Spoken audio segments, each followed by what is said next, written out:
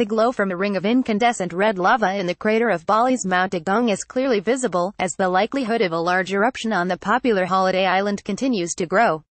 The burnt orange glow atop Mount Agung could be easily seen at night and in the thick ash column that Indonesia's disaster agency said was being sent nearly 2 miles 3 kilometers into the atmosphere. "We could see the magma tonight," Nyoman Karyiarsa, a resident of Rendang village, told The Guardian on Monday evening. "From 7 p.m. to 8 p.m., we could see a bright red color from the crater, but it hasn't come out yet." The Rendang monitoring post registered powerful and continuous tremors at about 2 p.m. on Tuesday in Bali, with locals and journalists told to evacuate. The last big eruption in 1963 was preceded by continuous tremors.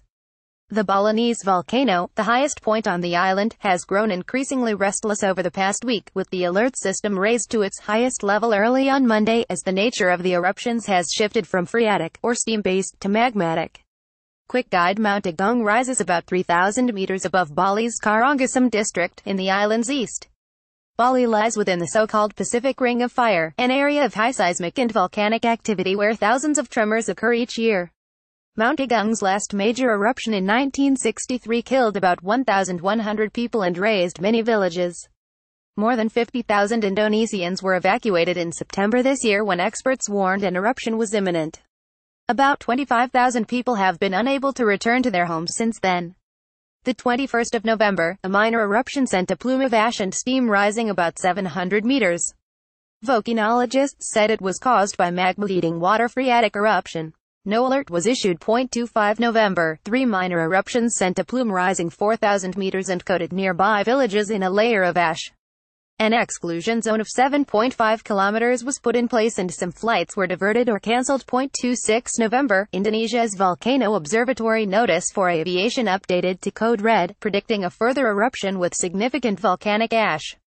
Some flights were cancelled. Experts said the eruption was being driven by magma rather than steam. 27 November, Indonesian authorities raised the alert to the highest level and ordered people within 10 kilometers to leave as experts warned of an imminent risk of a larger eruption. Australia's Bureau of Meteorology said the ash plume had risen to 9,144 meters. Denpasar Airport was closed for 24 hours. Australia's BOM expects eruptions and ash to continue for at least 24 hours. Indonesian government volcanologist Gede Swantika estimates Agung could spew ash for at least a month. Thank you for your feedback. About 100,000 people in 22 villages within a 6-mile red zone around the volcano have been told to leave immediately. Karyiarsa said refugees from the mountains were continuing to flee to his village and he had felt several slight tremors over recent days. "We are just outside the red zone but we can hear the rumbling of the mountain, and ash is covering the leaves. If you don't wear a mask you can feel it when you breathe," he said. Volcanographic photos of Mount Agung at daybreak on Tuesday showed the dramatic two-tone column of ash rising from the volcano. Disaster agency spokesperson Sutopo Purwo Nugroho said on Twitter that the white column derived from water vapor, while the dark gray was provided by magma. Lynn Marso at Celine88. This video taken from @Medina Jai Instagram. Time-lapse mode, posted more or less from 10 hours ago. Stay safe everyone. Folded hands picked out. Twitter.com Letta 1 and 8 5 November 27, 2017. Volcanologists warn that the main hazards of a large eruption are hot and fast-moving avalanches of rocks, dust and gas that cannot be outrun, known as pyroclastic flows, as well as mud flows and ashfall. In the current rainy season, authorities have stressed the dangers of hazardous ash and rapid-moving mud flows known as lahar, which collect rocks, ash and debris that result in thick tides resembling wet concrete. The continued eruption of Mount Agung has disrupted the plans of thousands of travelers. Volcanic ash can affect planes' engines, so Bali Airport was closed on Monday and has not yet reopened.